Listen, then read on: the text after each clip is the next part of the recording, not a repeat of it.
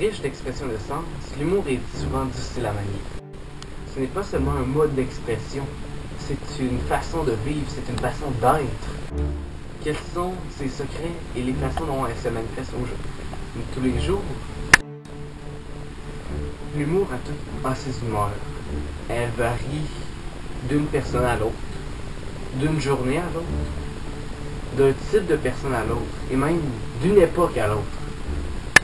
Il reste ainsi difficile à définir. Mais il y a une chose qui reste sûre, c'est l'ingrédient le plus important du bonheur. En plus, il est facile à mettre en action au quotidien, chaque jour. Par contre, attention, le sens de l'humour n'est pas donné à tout le monde.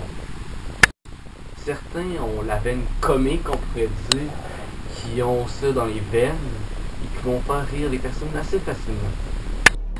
Ces personnes seront vues comme avec un manque d'immaturité ou de faiblesse souvent, mais ça en est point. C'est juste un état d'esprit très créatif et très poussé vers la drôlerie.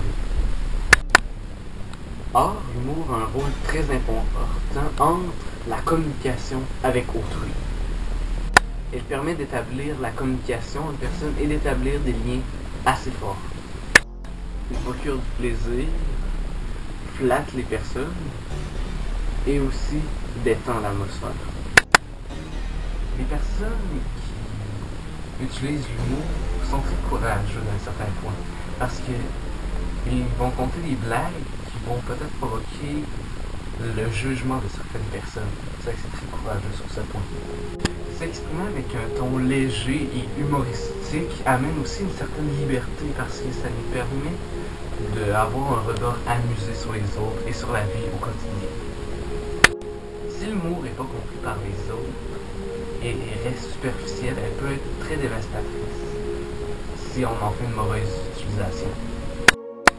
Les formes d'humour comme le cynisme et l'humour noir sont très déconseillés dans ce domaine-là. Si vous êtes capable de l'utiliser, vous allez avoir besoin d'avoir un grand contrôle des émotions et du langage. Il s'agit donc d'un art qu'il faut savoir manier avec tact.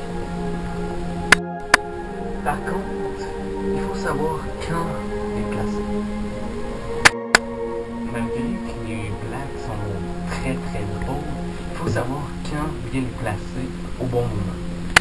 Sans parler des moments où l'humour peut être très déplacé, les moments les plus opportuns sont les moments de détente où l'atmosphère est détendue et tranquille.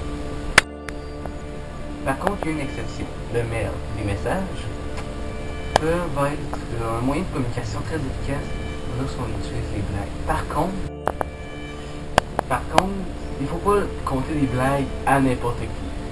Par exemple, compter une blague sur des blondes en compagnie de blondes ou en compagnie de personnes qui ont les cheveux décolorés. Le truc, c'est de connaître les personnes à qui vous allez faire cette blague et d'analyser sa conscience de plus loin ou que ça pourrait la vexer. Là-dessus, à vous d'exercer vos talents de psychologue.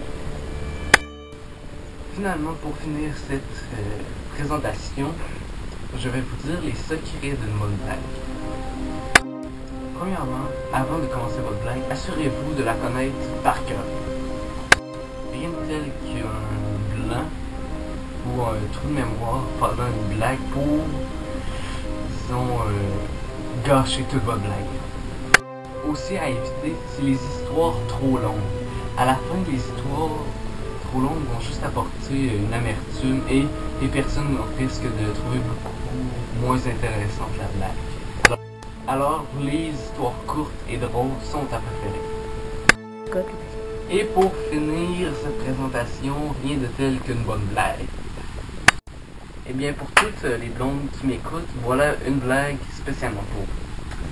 Combien de blondes faut-il pour changer une ampoule? Aucune. De toute façon, le temps qu'ils comprennent, il va être déjà rendu jour. Alors voilà, ceci était mon interprétation de l'humour. L'humour a plein de formes et peut être vu de différents points selon les personnes. Il faut juste qu'elle soit opportune et bien placée. Et j'ai fait ce document cette présentation pour Louise qui n'a jamais fini finalement notre présentation Les Frères Gilles que je vous invite à aller voir. Vous pouvez avoir un lien dans le bas.